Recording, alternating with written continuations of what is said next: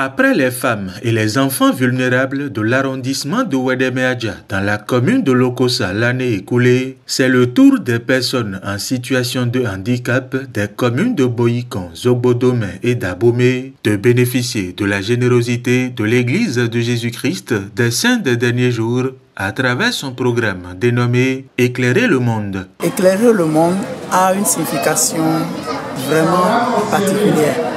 La signification de ce mot, c'est de donner le sourire à nos frères, à nos sœurs qui dans le monde recherchent de l'espoir. Parfois, certains recherchent ce qu'on appelle un attachement, une considération donnée. Et ces personnes n'arrivent pas à porter ce qu'elles ont dans leur cœur au monde.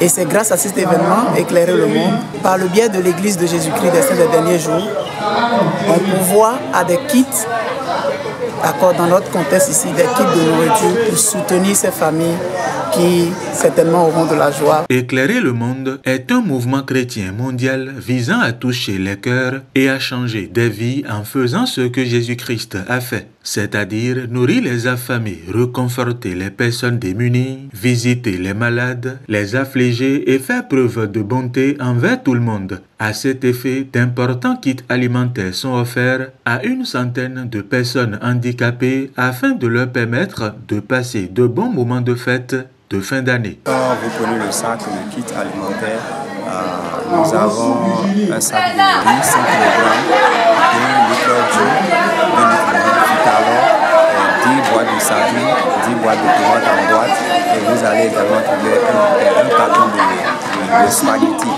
Tout ceci pour quand même permettre à une famille de passer un bon moment en se rappelant la naissance de Jésus-Christ. Parce que nous savons très bien que le mois de décembre, c'est un mois qui nous amène à nous souvenir de Jésus-Christ, à pouvoir prendre des actions, à pouvoir nous rappeler de nos projets. Et que cela ne soit pas seulement dit de façon théorique, mais à travers des actions, des initiatives que l'Église a organisées et que chaque membre de l'Église essaie de faire dans sa communauté pour bénir ses frères et sœurs. Je suis profondément reconnaissant et je voudrais dire du fond du cœur combien de fois Dieu nous aime et aime tous ses enfants malgré leur cesse, malgré leur infimité. Lorsque le Christ visita les Néphites, il y a eu un événement miraculeux qui s'est passé, c'est que ce dernier a eu compassion de tous ceux qui étaient malades. Et il a dit, en avez-vous certains qui sont malades? Amenez-les vers moi pour que je puisse les guérir. Et les Écritures décrivent qu'il a guéri une à une de ces infirmités. Et cela vraiment touche notre cœur. À cette occasion, la directrice départementale des affaires sociales et de la microfinance du Zou apprécie les efforts de l'Église de Jésus-Christ des Saints des derniers jours qui a semé la joie dans le cœur de ces personnes défavorisées du département du Zou. L'Église de Jésus-Christ des Saints des derniers jours qui est en train de faire ses dons en ce moment s'y est prise de la meilleure manière possible.